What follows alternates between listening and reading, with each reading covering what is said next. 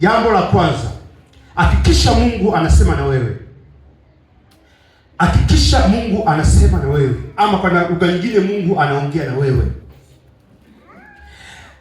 Nilipata mtu mmoja ameokoka miaka mingi sana, lakini akaniuliza swali, asema, mtumishi, Mungu huwa anasema na mtu kwa namna ipi? Mbona mimi huwa nawasikia hata nyinyi kusema kwamba Mungu anasema na mimi, Mungu anasema na mimi. Huwa yaani sielewi hapa. Sasa mtu kama huyu unamfanyaje?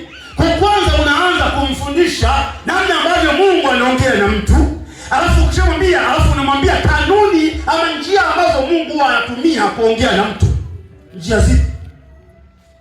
Yaani baada ya kumfundisha Mungu anasema na mtu, alafu unamwambia kanuni ama njia ambazo Mungu anatumia kuongea na mtu zipi?